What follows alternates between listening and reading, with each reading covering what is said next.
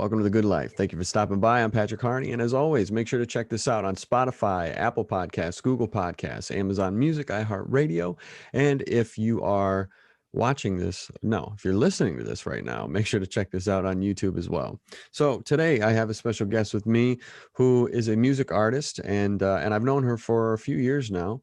Her name is Marlo, and we're going to be talking about her new single that is out, as well as how she got into music, when she discovered that she had an act for it, and so on. So let's get into it. Can we talk? We don't talk. You got me kinda drunk off these couple of shots of whiskey. And I can't wrap my head around and be fine and be sound with this uncertainty. I swear that I've tried and I know And we that are I've off. been Hello, Marlo. Hello, how are you? I'm doing well. Thank you for being here. So I wanted to talk with you because I've been noticing everything that you've been putting out, and I've been trying to listen to everything that you've been putting out. And you are like super gifted musically. And so I wanted to know, like, when did you get an idea that you may be able to do that, and you may be able to, or that you may have an act for that? Well, thank you. My dad is a musician and he played music from a very young age and he still makes music now. And so I was always surrounded by instruments and his influence. And there's like little baby pictures of me in his lap, like playing the piano or my hands on a guitar. So I've always been around it. And I don't know, I remember like specifically one of my earliest memories is I was like 8 years old, second grade, and I was homesick, and my dad brought home my first acoustic guitar. And from there, it was game over. I spent, yeah, just pretty much all my time, going through his tab books or just chord books and learning from him and just listening. And I did a lot of the learning for the most part and still on my own. I don't know. I was a quiet kid. I kept to myself, and that guitar was everything. And like I said, 8 years old and on, that's been my thing, I guess. That's awesome. But you got into the ukulele. What drew you to that? Because I remember even in high school, I'd see you just pull that thing out and you would just like blow everybody's face away with your playing. So what drew you to that? Um, it's funny. I was such a hater in the beginning about it.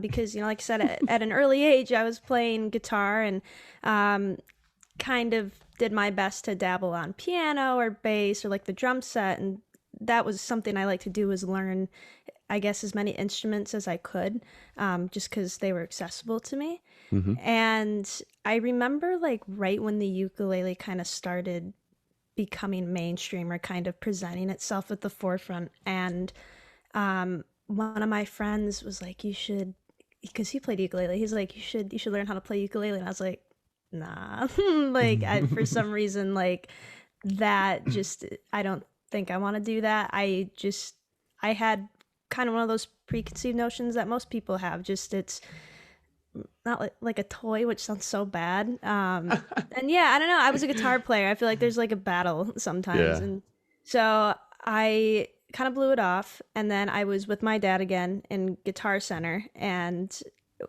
our many visits to Guitar Center, this was the first time that I saw a ukulele stand with a bunch of them. And it was right around that time when my friend had asked or, suggested that I played. And I was like, let me see what it's about. They had a little like chord chart on the stand for like C, G, and F. And I was playing it. I was like, whatever. And my dad ended up just getting it for me. We got a discounted one for my birthday, like an early birthday present. And I brought it home.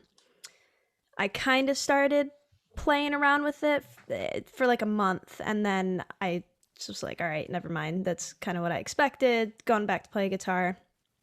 A month or so later, I discovered one of my favorite ukulele players on YouTube, and he absolutely shredded, and it just changed it changed my life essentially, because had I never seen that video, I wouldn't be where I'm at today, because that's like I said, saw that video, and then from there, that's just all I did was watch his videos and discover others, and yeah, the rest is history. Mm. So who is that you listened to on YouTube, or who is it that you saw? Yeah, Jake Shimabukuro. He is, yeah, he's just, for me, I mean, he's my favorite ukulele player. He's arguably the best in the world. And he really is such a pioneer for it because his video of While My Guitar Gently Weeps by George Harrison was one of like the first viral YouTube videos, and Oh wow. it's him just playing and absolutely shredding, and that's the video that I saw, and then from there I just did like a rabbit hole of his videos, and I was like, how is no one like watching more of this? This is absolutely insane. And yeah, through him, I discovered other people like Kalei Gamiao or Brittany Paiva, who are just two of my idols. And yeah, huge pioneers for the ukulele. And again, really brought it to the forefront and really broke these boundaries that I guess were already set for it for some reason. Yeah. Well, and it's funny to think about the idea that you can shred on a ukulele. Yeah.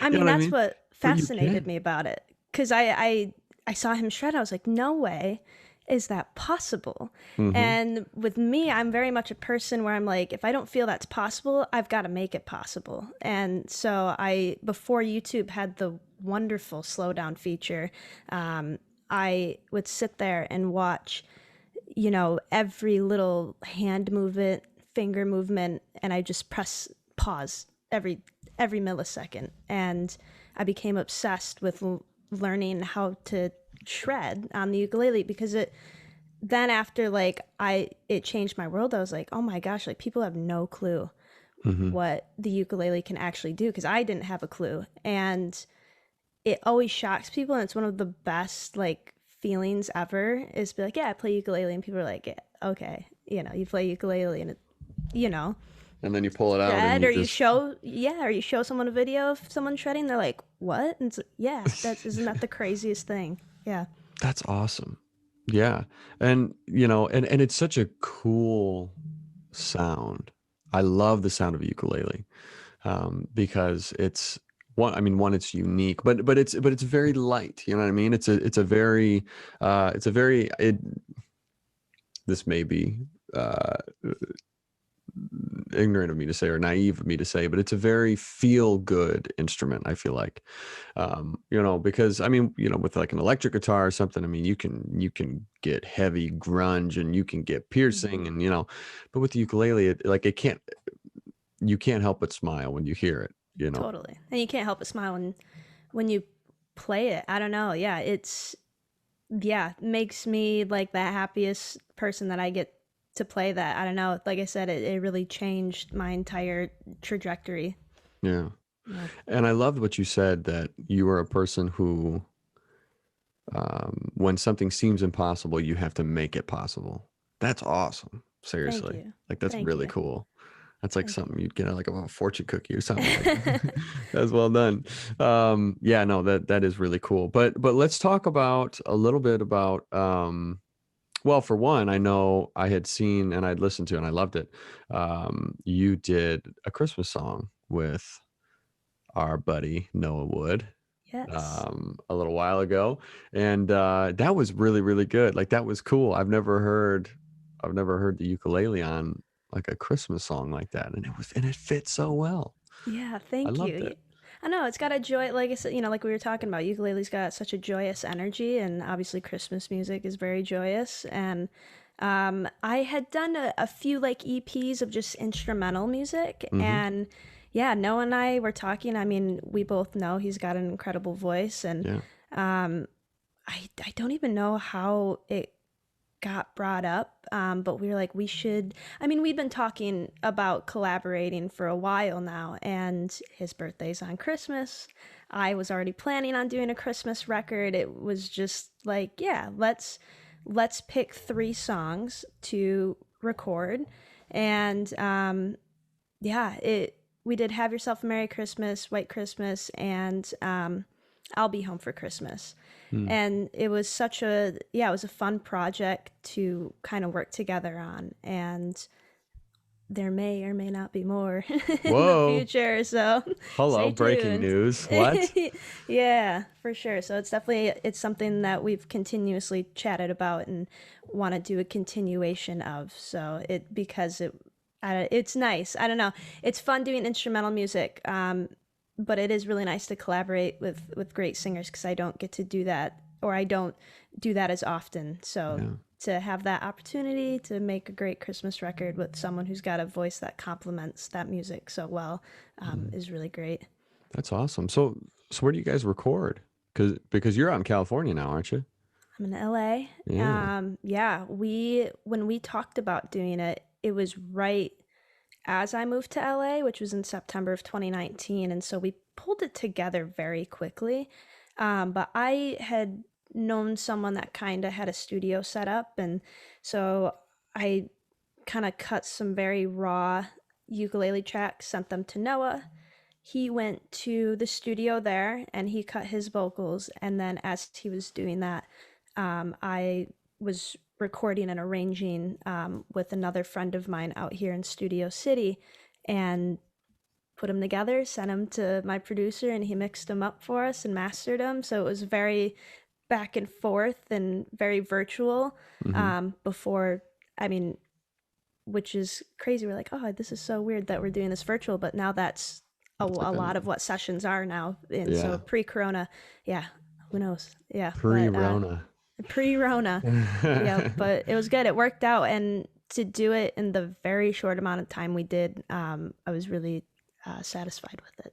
Yeah. Well, that's awesome. That's great. But let's talk about, because you don't just play, right? Hmm. Let's talk about your new single, Cycles, under the artist name of Yellow Yes, with an E at the end. with an E at the end, like Marlo. Um, and like you have a freaking great voice. Are Thank you you. kidding me? Like Thank you. I never knew you could sing before. Um, and you sounded amazing on that. Thank you. So how did that come about? What made you want to step in front of the microphone and flex some golden pipes? I still don't know to this day what really finally pushed me to do it because I've always enjoyed singing my entire life, but I've always kept it to myself. And I mentioned this in the post when I released the song. Is again very early memory that ukulele changed my life. This I felt like ruined my life in a way, but I sang Rudolph the Red-Nosed Reindeer in front of, it was like my preschool or something, by myself. And from that point forward, I was a hermit crab. Like if someone caught me singing, I would shut down and be like, you didn't hear anything. And I just, people would be like, oh, sing. And my dad's a singer. He's a musician. He'd always want me to sing. And I was just a very hard no to singing from 3 years old on. And there's been moments where I've sang things here and there, with other people, but it was never released, or like I recorded, some scratch harmonies or something for a recording. But yeah, I don't know. I had a lot of time. We all had a lot of time in 2020 I really explored different routes that I could take with my music. I needed something more to challenge me, and I had all of this time now to do that. And producing, I think, is what kind of first started the inspiration. I always wanted to get into producing more, producing instrumentals and beats and such. And so I really focused on that. And I don't know, there was one night where I got home very late. It was like 1 a.m. And I was like, let me just lay down some guitar chords. I made a loop, threw on some just like stock drums and some keys and synths. And I was like, all right, that's cool. And then I got like sat on my bed and I started playing the chords again on the guitar. And I was like, wouldn't it be funny if I just wrote lyrics to this? Because I used to write poetry and lyrics here and there, but again, just for me.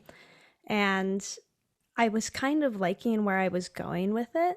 And so I was like, well, let me just like record vocals just for fun. Because again, I do that, but wouldn't release it. And so I was sitting right where I'm at now, and I was just in my headphone microphone, just singing like very quietly. And at this point, it was like 3 a.m. And my one roommate, he was also up. And I texted him and I was like, are you awake right now? Because I'm spiraling and I just made a song. And he was like, also spiraling, made a song. And I was like, cool, come in, we'll do a show and tell. And this was the first time that I really shared like something that I wrote and produced and sang on with someone. And we were just like, all right, cool. He was like, oh, that's really good. And I was like, yeah, cool. This will never be released. And we went on our merry ways. I woke up the next morning and I listened to it. And I don't know, there was just something where I was like, man, I think I like this. This is cool. And I showed it to my other friend in the car, and he was like, yeah, you need to like actually do something with this. I had no clue you could write lyrics or sing. And again, I was like, thank you.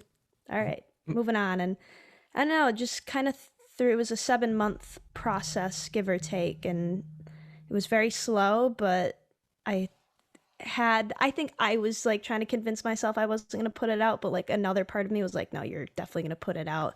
And so I brought Charlie Urick in, who's a friend I met in college, incredible vocalist. And I just knew that he would be a great male feature, and he would be a good back and forth for that song. Yeah. He recorded his vocals. Again, this whole time I'm thinking I'm not going to release it. And I'm adding more stuff. I bring in a piano player, I bring in a producer, and long story short, we make this whole song. And I told my friend who told me to keep going with it, I was like, I think I'm going to release this, but I'm scared to do it. Like, this is my worst fear, essentially. And we did promo shots, and I put out the first photo, and that's when I knew I had to release it. Because I was like, once this is out, like, no one's going to let this go, because I kept it so cryptic. Yeah. So I kept going with it, and literally to the last minute, again, I was sitting right where I'm at, had all the posts, had everything set up, lyric video. And I was like, this is it. I don't know if I'm going to post it. 4 o'clock hit when it was announced. Boom, sent. And I was like, all right, this is out for the world. Yeah. No one had a clue, but like my roommate, my one friend, my brother, and my best friend, and Noah.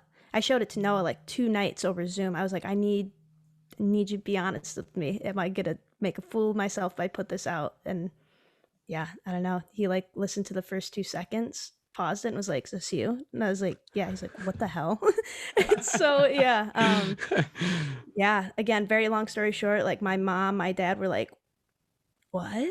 And my dad's like, this is what I've been asking for like your entire life. And my mom was like, again, she was like, is this you? All my family's like, who is this? This can't be, this is you.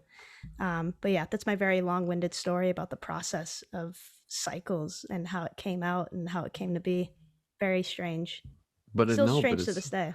But it's great though, and I'm so glad that you put it out. And I hope that you, even though it can be scary, I hope that you put out more music where you're singing, because it's really good. Thank you. And I'm not just saying that for the show to be like, hey, you're my gift and you sound good. No, you genuinely really sound good. Thank you. And it's a cool, and also Charlie, he is great. Also, he's great on that song. Yeah. But yeah, it was a very, very cool. It sounded like something that would be played on the radio right now. It's crazy. Yeah. And I mean that as a compliment, because I know sometimes people can be like, oh. Yeah, no, I appreciate that. Yeah. No, I really do mean it as a compliment. And even the production value of it is really good. You know, it's really well done. So props to you. Thank you. Props for the production value. Trevi Moore, another friend from college. These were all guys that I went to college with.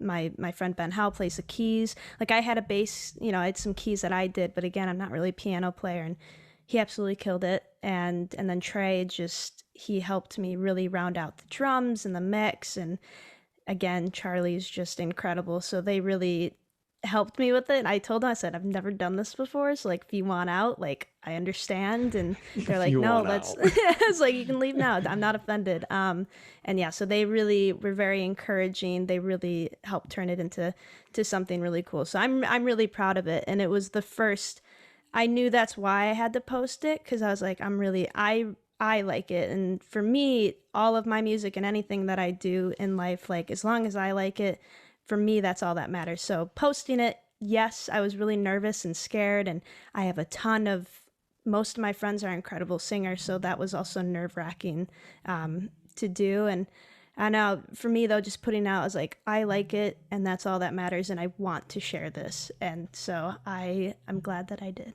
I'm very glad Yeah. that I did. Yeah. Well, I and so am I.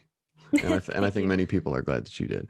So what's your goal? Like where do you want to be in your career? That would be like, you know, your not your end game, because it doesn't make any sense, because you can do it Sure. forever and you're always growing as an artist. But where do you want to where do you see yourself, I guess, going with this career? Yeah, I think so. I'm a very busy person, and I like that. And I'm busy with a lot of things. Like, obviously, Marlo, my ukulele brand's been, a 5, 6 year thing now. And so that's obviously my first true love. But I also have this new yellowe endeavor that who knows where I'm going to take that. I'm taking that very slow. But I'm recently managing a producer here in Los Angeles, so I really love the business side too. That's what I went to school for. So um, I would love to continue that, and I'd love to continue being the business realm as long as being my own personal performer.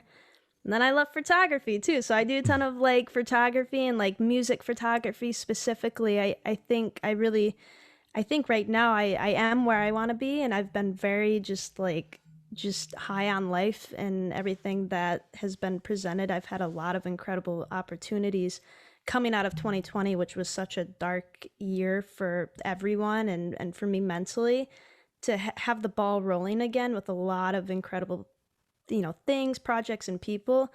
I'm right now where I want to be, but 5 years, like I would like to 5 years or even in a year, just I think a goal of mine right now is I would love to go on tour.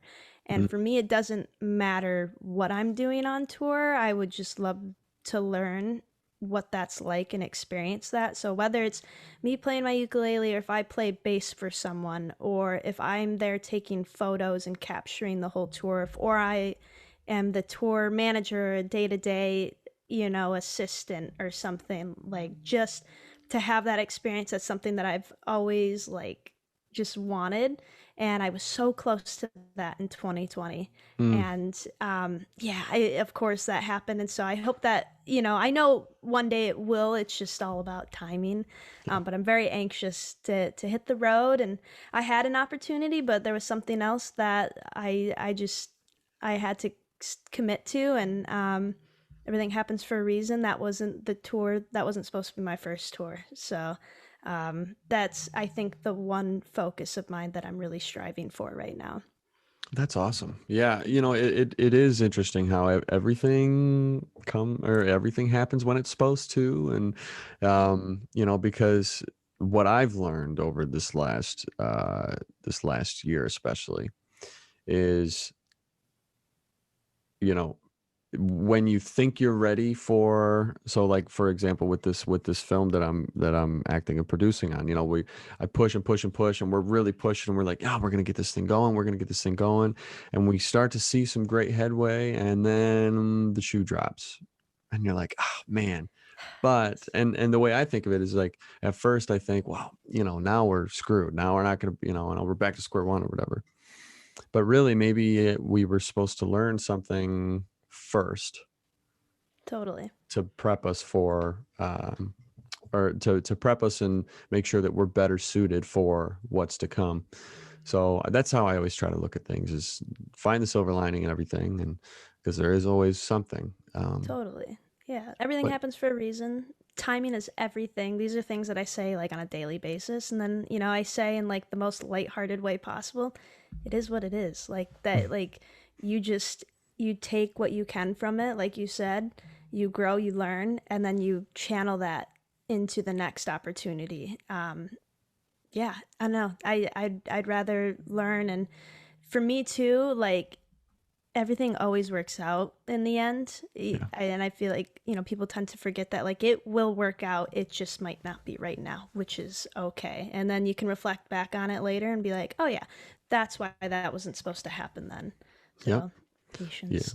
Most definitely. Yeah, that's another thing that I've learned a lot about is patience. Because I am not the most patient person in the world, but I've had Same. to be.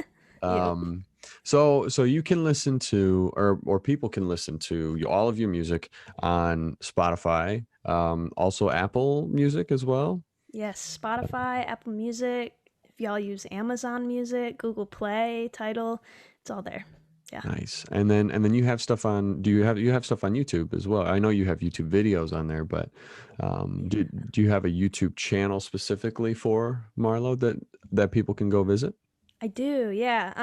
Probably the easiest way to find me on YouTube is you just type in Marlo Ukulele. My channel will pop up. But yeah, YouTube and Instagram are kind of YouTube I don't post as often, but Instagram, like, those are two channels that really excite me for my music because, the records that I put out are just like acoustic, for the most part, acoustic ukulele instrumental stuff, and keeping it very in the natural excuse me, natural part of what the ukulele sounds like. Instagram and YouTube, I get a little crazy. I put a little distortion on it and I have a little fun with it. So yeah, you can find me on YouTube, Instagram, Facebook, Twitter, you name it. MySpace, My AIM. MySpace, yes. Twitter. And also what's funny is like MySpace used to be so cool because you could put like your playlist of music on there if you wanted. Yep. I don't know if well, you only graduated a year behind me, so Yeah. I was Yeah. gonna I was gonna say I don't know if it was before your time, Yeah, but was my time. it was the Yeah. same time. Yep. Yeah, that's funny. Yeah. So I have to ask because I know because now you teased it a little bit. What is some stuff that you got coming out here, and when can the people expect For to sure. hear this mastery of the ukulele and hopefully vocals? Yes. Soon. My goal is for the fall to have new ukulele stuff out. I released my last album Moments in 2018, and I kind of, like, I wasn't on a full hiatus, but I was a little bit on like the social media hiatus because I was just going through a lot with my music. I was doing a lot of soul searching. I had left the ukulele company I was representing for years, and I was just kind of doing this whole thing on my own and kind of like recovering from that. And so a lot of that time was just me writing on my own and not really putting anything out or doing these crazy videos. And I'm at a point where I want to share that, what happened in those 3 years, with that company, and then which were very pivotal stepping stones to where I'm at now, and then the 2 years where I was just kind of discovering who I am as an artist as an adult now, because was, really introduced when I was 18. So yeah, it's gonna be the next album. um I will not say the album name yet, but I just decided on it. But yeah, I'm hoping that a single comes out uh in September, and then hopefully we get the whole album out in the fall. We'll see, but I'm not putting pressure on it. I felt like there was a lot of pressure on Moments, and I want to make this one really good because there's a lot of good stories, even though they're instrumentals, good stories and feelings that I want to present to the world. So new ukulele album finally on the way with Nice. great people that are involved with it. And then as far as Yellow, I will say I do have another song on the way What? this summer. Come So on. this is the official announcement of that. Stay tuned for that song name, and this one I'm pretty excited about. Again, I was taking everything slow, but I kind of wrote this one out of nowhere again, kind of similar to how Cycles, and I'm running with it, and I think it's gonna be a good summer jam. So definitely lots on the way on the ukulele end, as well as I've got another song for Yellow. So I'm really excited for everything. It's been a very musical year. Hell yeah. Yeah. Nice. I dig Yeah. that. Yeah. Um, So I want to ask you.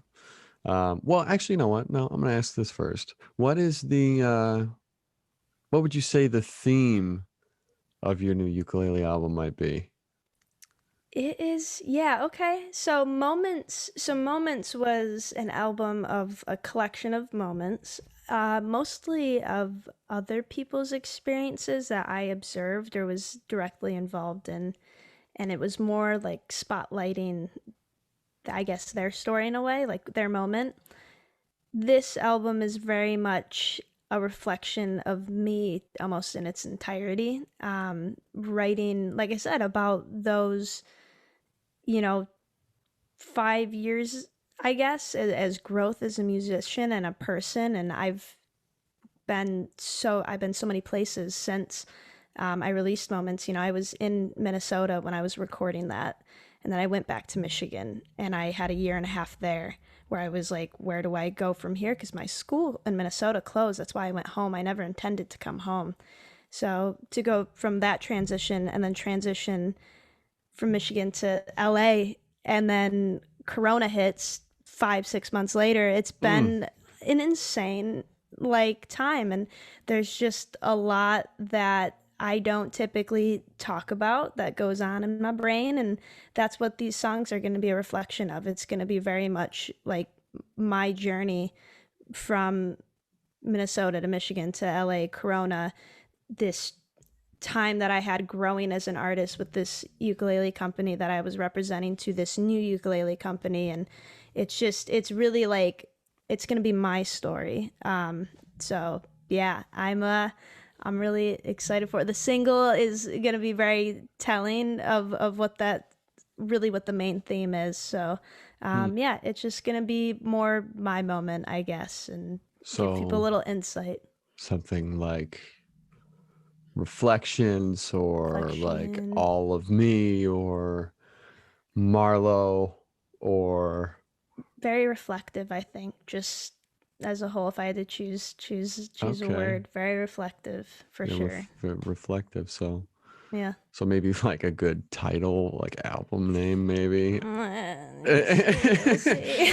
We'll That's all right. see. That's all right. We'll wait. We'll wait. Yeah. Well, Yeah. in due time, it'll come out. But yeah, It's gonna be very nostalgic too. I'd say reflective and nostalgic are oh, two words. nice. So yeah. Nice. I like that.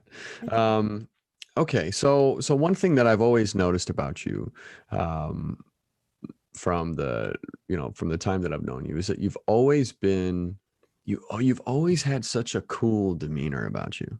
You've always been just like super chill and very like relaxed, laid back. And so how do you keep a especially during all the time of your self-reflection and really digging into your music and everything, how do you keep a positive mindset through everything that you do? Yeah, I don't know. I've had this conversation. I have it a lot, but I've specifically had it a lot recently with close friends of mine. But I don't know. Like, it's such a YOLO ruins like the whole idea of you only live once. Hmm. But like you only live once. Like we were like blessed with this life, and you don't know when your last moment's gonna be. And so for me, I've just always lived like it's, yeah, like it's my last. I mean, I only know I get this one life, and they say that when you go to pass on, like that there's a possibility that you relive like a whole flashback of your life. And for me, when I get to that moment, I want to be able to reflect on that and be like, damn, like I lived. Like I made every day, every hour, minute, second absolutely count. And I owe that, I think, a lot of that mindset to my mom, who she lives every day like it's her birthday. She's 52, living the best life. And through everything that she's been through, like she truly lives every day like it's her birthday, and she goes even harder for other people's birthdays. And no one for me loves life more than she does. And I want to love life just as much because I do, because I don't know. Like I said, we're very lucky for what we have, and I feel very lucky and very fortunate for what life has given me so far at young age. I mean, I'm only 24. I always say I'm old, but like I'm young, and I've really feel like I've through everything like I've lived an incredible life, and I want to continue that. And so for me, just I take steps back from a lot of situations and people to reflect, and I seek to understand every side and every opinion, because everyone deserves that, for the Hmm. most part, I think. And Yeah. yeah, I just seek to understand. Like I said, it is what it is in the best way, and I just try not to let the little stuff get to me, and it does. I mean, I won't say that I'm perfect, but um, I'm always seeking to learn and understand and just have a good time. I mean, life, like I said, life is short, and you don't know how short it can be, and I just want to be great and have a good time doing it, and I want to laugh. I love laughing. That's the key right there. Yeah, Laughter, as they always super cliche, but laughter is the best medicine. laughter's the best And medicine. if you can't laugh at yourself, then what can you laugh at? Yeah, You I've know? always been able to laugh at myself. I just comedy's such a like a heal. It's so healing to me, and so Hmm. I just again I just want to have a good time. I just want to smile. I just want to hug people. I want to just live every moment like it's my birthday. That's beautiful. That's great. I wish more people had that thought process because where things would be Yeah. if people had Yes. if had that thought process. Totally. And also too, I think it's something that some people can get stuck in that trap of they feel like they can't live that way. Totally. You know, I think everybody can in their own way and um, in their own I don't want to say within their own limitations, but within their own circumstances. You know, everybody's Sure. circumstances is different, obviously. But Absolutely. if you can always try to find something that gets you fired up in the morning Totally. and keeps that fire burning throughout the day, I think you're doing all right. Yeah, and yeah, I don't know, going back to everything happens for a reason, even if you don't know in that moment. Like 2020 was a very dark year for me mentally, and at the end of it, like when New Year's hit, I try my best to always step back and reflect. I was chilling. 2020, like, like obviously there was so much stuff that happened, but there was a lot of good that came out of it too. And I know that got overshadowed. So, just understanding like every part of a situation, the good and the bad, because it all goes somewhere. So, Yeah, yeah. definitely. Well, hey, before I wrap up every show, I always like to do my segment called The Goods. And so I got some questions that I want to ask you, pick your brain a little bit, and we'll see where we land. Sweet.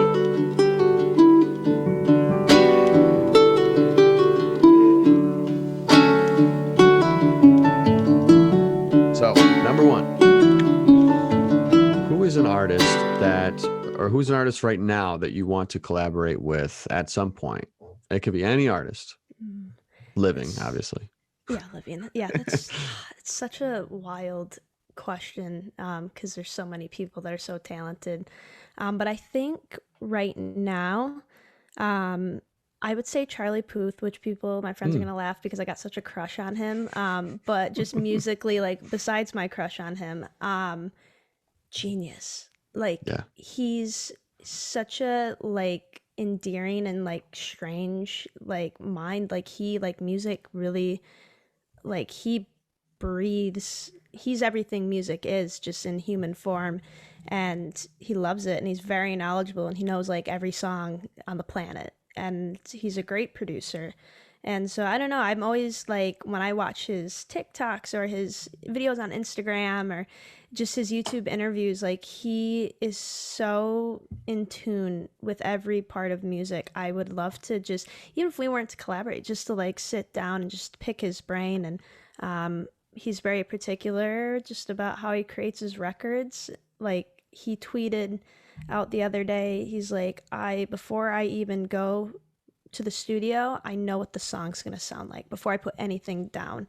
He's like, that's when I know that I can make the song. Is I can hear the song essentially. He plays it in his mind, and then because he's a genius, he just does it. Like people like that just fascinate me, and I would love to be in a Jeez. studio with someone like that just Yeah. really embodies music.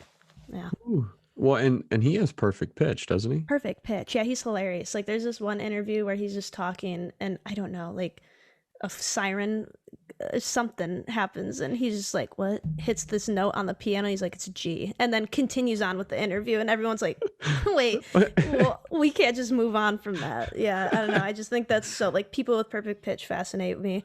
But yeah, that Charlie Puth right now would definitely be my number one choice Okay. in collab. Yeah. Who are your biggest influence, or who are the biggest let me rephrase that. Who has the biggest influence, would you say, on your music? Or so some of the artists that really influence the way that you create records, the way that you know, put your own style into it. But because I mean, every artist, and same thing with actors, every artist steals a little something from everybody, right? For sure. They kind of pick and they create their own style. So who have you, who has been a big influence on you and your music? Yeah, I mean, with ukulele, like I said, Jake Shimabukuro, like my guy. That's just I Shimabukuro? Shimabukuro. Yes. Shimabukuro. Yes. Interesting. Okay. Yes. Yes. He definitely is my biggest influence when I play ukulele because I mean, I learned everything from his YouTube videos and his tab books. So he has definitely like the biggest influence. I would say Kale Gamiao is another phenomenal ukulele player. Huge influence on me and just how I approach arranging and writing. So they're just two wonderful guys there. As far as like yellow, it's I really am loving this artist, Benny. She Mm, had a song, I think it was like last summer. She had a yeah, Super Lonely. yep. She I don't know, I she's so cool to me. Like her music is so cool and it's so different and I love her vocals and so she was a kind of big inspiration when I was approaching this whole singing thing and I don't know, And I I could hear grew up. that too Yeah, in she's definitely cycles. my I biggest could hear that. influence with Cycles and Yellow for sure. Yeah. But yeah, I don't know. I like I said, I was very fortunate to grow up with, you know, even though my mom doesn't play music, she's a musical encyclopedia like my dad, and they both brought different artists to the table for me. So like my dad was like, I feel like Beatles, Elton John, um, you know, the Eagles, American. My mom's like Mm, Motley Crue, AC/DC, Metallica, you know. really So it's just nice. like I love rock. Like I love rock. I love punk rock. Like that's definitely what fuels me. But then I really have like the lighter classic rock side, and then they sprinkled in some like my absolute favorite like favorites: Michael Jackson, Amy Mm. Winehouse, Prince, my Aunt Linda, like En Vogue, my mom's side of the family, James Brown. Like it's just a whole slew of things that I think some way find find their way into my music. Yeah, yeah, I think music is incredibly important, and for me growing up, like my dad, I mean, my siblings and I were raised on Boston. We were Mm. big Mm-hmm. Boston fans, Yep. and but also like Motown, big band, all the crooners, Yes. Yep. you know, and then you got like Earth, Wind and Fire, and my mom's a Yes. big REO Speedwagon fan, Oh and yeah, totally. um, you know, and then my uncle, he's a musician, and so he's also very much like an encyclopedia, and you know, introduced me to the Eagles, and Mm. um, you know, and a lot of, and then even a lot of like country music too, like old country music, Old country. not like the Yeah. bro country pop Yep. BS I can't stand, but but the stuff that actually has a lot of heart behind it, you know. Totally. So Yeah. yeah, music's great. I It's the best. so why is it important to you? Why do you think music? Uh, why do you think it's so important to each person in their life? I think I mean it's a language and in a way and it's a universal language. Like for the most part, it's very rare that I find someone that doesn't listen to music or doesn't like music. And I feel like if it's only been like two people in my life, but I feel like that's something everyone can agree on, is that we all listen to music, we all love music. And I don't know, for me, and I know with most people, like when I hear a certain song or a record, like it brings me back to a specific time in my life. Like, for example, Sam Smith in The Lonely Hour, that album, like every time I listen to that, it puts me back in Hazlitt, like white knuckle driving the roads in the wintertime. Like around Christmas when I was like 17. Yeah. And, you know, it's like things like that. Like for me, it's very nostalgic. And, you know, what words can't say, you know, music speaks, or whatever that quote is. Like, I think that's very true. And, you know, I always say, like, for me, like with instrumental music, I don't have lyrics. No, at the time, now I do because Yellow. But like with my instrumental stuff, like I don't have lyrics to tell that story of what's going on. I channel my emotions, so it's an extension of who I am, and it's another way for me to speak and when I don't have the right words to say. And so I feel like a lot of musicians can relate to that. And then again, just people who are generally listening, it brings them back to specific places, and it is really healing. And again, learning from other people, like you can learn a lot about someone or an artist through their lyrics and their music. And I think that's super important because people don't always know how to say things, and somehow music always says the right things. No matter what the genre is, it means something to someone. That's what's really incredible about it. You should look up Matt Carney if you don't know him already. You should look him up in his music. I think you'd like it. I will. He's a very good songwriter and very good performer. Okay, well, what is your favorite song to play on the ukulele? I think, and this has been pretty like much my favorite ukulele song to play since I learned it. It's a Jake song. It's called More Ukulele. And it was inspired by an SNL skit, More Cowbell. And it's fun. It's like it's so fun, and Whoa.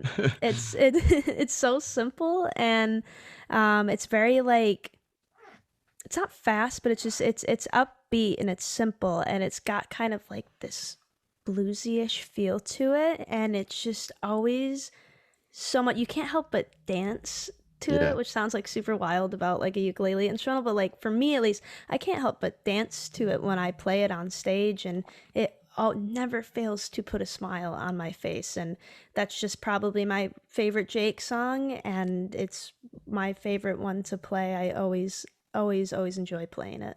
Nice. Okay. And then finally, how do you keep yourself grounded and centered? Yeah, I mean, yeah, like I said, you know, as far as like day to day, I meditate. I do journal things that I'm grateful for and things that I want to work on properly manifesting in my life.